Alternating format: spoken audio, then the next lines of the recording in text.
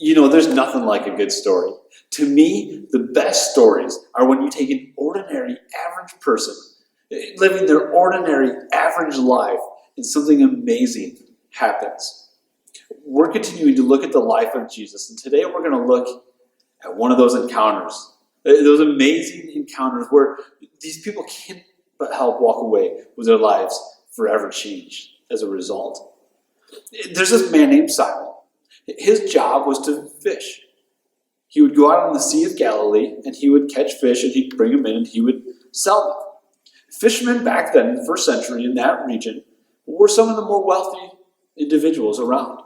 And so Simon knew what he was doing. Simon had this business. It wasn't like he just went out there and threw a fishing pole out and hoped to catch some fish. No, he knew what he was doing. And just like any business, there's good days, and there's not so good days. And this happened to be one of those days that was not so good. See, Simon and his partners had been fishing all night. That's when they would fish back then. They would fish throughout the night. They'd cast out their nets and they'd bring the fish in. And yet they didn't catch a single thing. And so Simon was tending to his nets, making sure that there weren't any rips in them, cleaning them out, folding them nicely so that they'd be ready to go the next time around. And Jesus shows up. This wasn't the first time that he had actually met Jesus. In fact, earlier on in his life, we're not sure exactly the time period. Some people say a few months, some people say up to a year before Simon had actually met Jesus. Simon met Jesus because his brother Andrew had met Jesus. Andrew had been following John the Baptist, and when John recognized who Jesus was, Andrew stopped following John and went after following Jesus. Because why would you consider following a messenger for the Messiah when you can in fact follow the Messiah? And so Andrew finds who Jesus is, and he follows after him, and he goes to his brother Simon and says, "Look, I found the Messiah." See, as a Christian, you and I have a responsibility to then take that hope, that message, that experience that we've had meeting Jesus to other people. And so the question that I have for you today is, who do you need to take Jesus to? Who do you need to invite to start following after Jesus?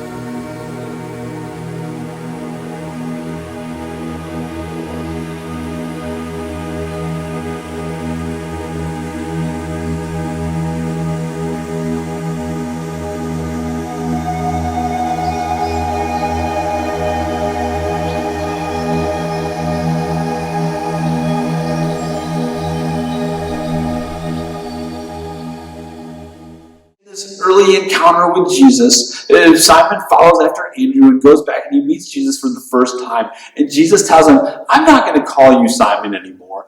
I'm going to call you Peter." And Peter's life is not changed. Peter gets a name change, but nothing really changes. He continues to live his life. And then there's a second encounter with Jesus where Peter's mother-in-law is sick and Jesus actually heals her. And I would imagine that Peter's attention has been just like, whoa, who is this man?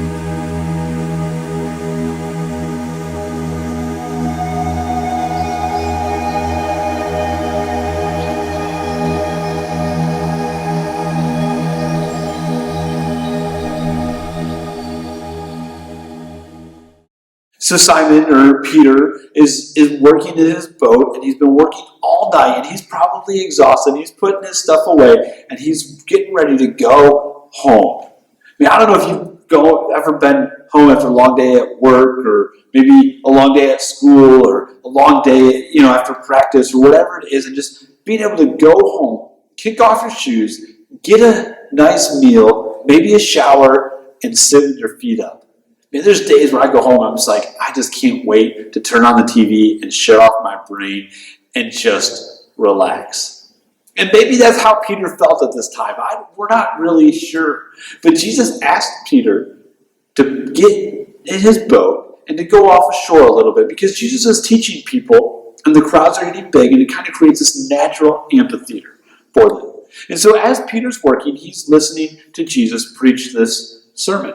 And Peter continues to listen and work and work and listen and work and listen and work, kind of like how some of you listen to sermons. You kind of tune in and out a little bit while you're doing something else, playing on your phone, doodling on your paper, whatever it is. And that's kind of what Peter's doing right here. And then Jesus turns to Peter and says, why don't you fish on the other side? Why don't you fish again?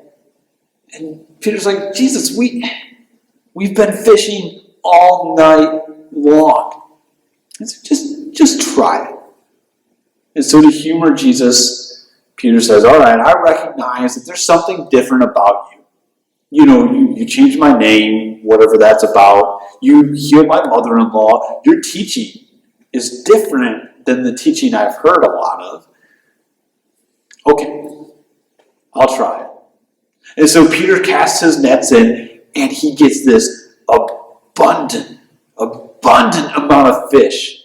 It is so much so that it begins to actually break the nets.